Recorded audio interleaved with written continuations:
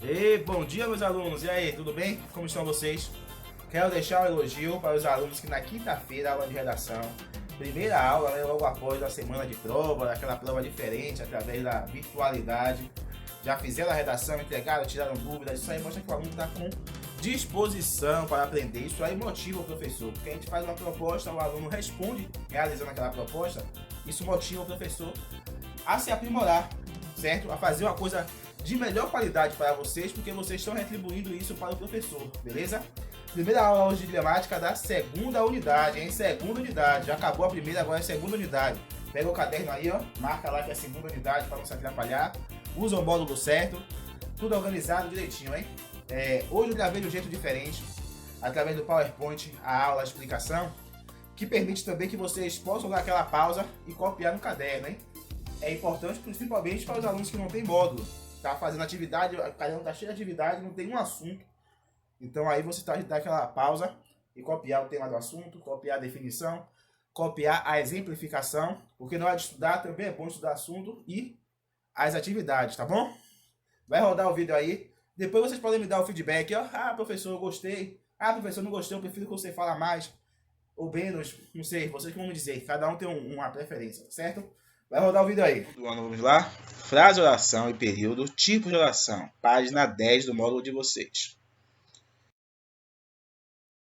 Assunto importante para que se possa compreender os assuntos que virão. Saber o conceito de frase, saber o conceito de oração e de período vai servir de auxílio para que você possa entender os assuntos mais profundos que nós ainda veremos. Vamos começar entendendo o que é a frase. Frase é todo enunciado com sentido completo, marcado por uma pontuação de ponto final, exclamação, ponto de interrogação e até reticências. A frase pode ter verbo ou não. Então a frase não é muito exigente, tá bom? Desde que tenha sentido completo, é frase. E pode ter verbo ou não. Quando tem verbo, é uma frase verbal. Quando não tem verbo, é uma frase nominal ou uma frase não verbal. Exemplo, socorro. Tem sentido completo? Tem. A pessoa sabe que alguém está em uma situação de risco. Não precisei de um verbo para isso, mas é uma frase. Finalmente cheguei. Novamente eu tenho uma frase com sentido completo, só que dessa vez eu tenho um verbo, tá bom? Vamos observar agora o que é oração. O que é uma oração? Oração é enunciado que se estrutura em torno de um verbo, olha, ou de uma locução verbal. Então, para ser oração, precisa ter verbo. Portanto, a frase verbal, por possuir verbo, também pode ser chamada de oração. Vamos observar o exemplo. Ó. Aquele homem andava calmamente pela cidade. Se tem verbo, é oração. Pela estrada caminhei. Eu caminhei. É verbo. Se tem verbo, é oração. Então, a exigência para ser frase é de que tenha sentido completo.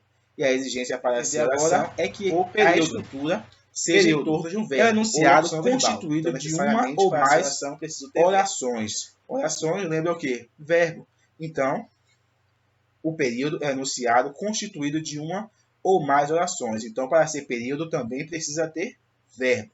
Pode ser simples ou pode ser composto. Ele será simples, pessoal, quando possuir somente uma oração, ou seja, somente um verbo. Será composto quando possuir mais orações, ou seja, mais de um verbo. Vamos observar. Carlos mudou-se. Ele mudou, é verbo. Carlos mudou-se para uma cidade do interior. Então, esse período é um período simples. Por quê, professor? Porque tem somente um verbo. Carlos mudou-se para uma cidade do interior e por lá ficou. Ele mudou e ficou. Dois verbos, duas orações. Então, esse período é chamado de período composto. Vamos aos tipos de oração. Olha só, hein? Pode ser oração absoluta. O que é oração absoluta? Aquela que forma um período simples, ou seja, se tem somente um verbo. Para ser simples, tem somente um verbo. Seus filhos cresceram. Somente um verbo, hein? Então, como é que eu classifico essa oração? Classifico ela como absoluta. Já a coordenada trata-se de oração que mantém com a outra uma relação sintática de independência ou equivalência. Então, a oração é coordenada quando elas não precisam obrigatoriamente estar juntas para fazer sentido. Elas são independentes, tá bom? Olha só. Os moradores investiram na cidade, na primeira oração. Se eu tivesse um ponto aqui, eu teria um sentido completo. E teria também um verbo, seria uma oração. mas eu tenho, ó, a cidade cresceu. Aqui eu tenho novamente outro verbo. Se eu não tivesse esse ir, que é uma conjunção que serve para relacionar duas orações, eu teria duas frases por completo, ó. Os moradores investiram na cidade, ponto. A cidade cresceu.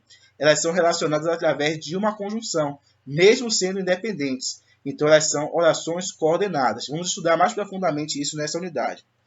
Também existe a subordinada.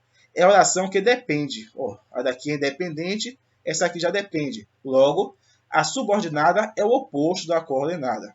Sintaticamente, de outra oração. Os moradores disseram. O que disseram? Aqui eu tenho verbo, mas não tem um sentido completo. Ou seja, sintaticamente, essa oração, os moradores disseram, não é independente, ela é dependente do que vem aí. Olha o que vem. Que ali era um ótimo lugar. O restante aqui, essa oração, ela é subordinada à primeira. A primeira é subordinada a ela, porque elas dependem entre si sintaticamente para fazer sentido. É o oposto da oração coordenada. Já a oração principal é a oração da qual a subordinada depende. Olha só, essa aqui é subordinada, ela depende da primeira. A primeira é chamada de oração principal. Esses conceitos são importantes, principalmente coordenada e subordinada, para que possamos entender os assuntos que virão. Já temos atividade para casa, hein, pessoal? Página 13 e 14, somente isso, hein? Como é atividade para casa, professor? Para que vocês não tenham que escolher qual atividade fazer pela manhã, essa atividade vocês podem fazer à tarde, podem fazer à noite, podem fazer 2 dias depois da aula e me apresentar na próxima terça-feira como atividade de casa. Bom dia, professor. Aqui está a minha atividade de casa. Manda foto. Depois manda a atividade do dia que vai ter também, tá bom? Mas aqui você não precisa fazer pela manhã agora, correndo para me entregar não, tá bom? Pessoal, se tiver ficado alguma dúvida, pode mandar pelo WhatsApp no horário da aula, direitinho até 11h40. Faça as atividades, é importante para o processual, tá bom? Tchau, tchau, gente. Um abraço.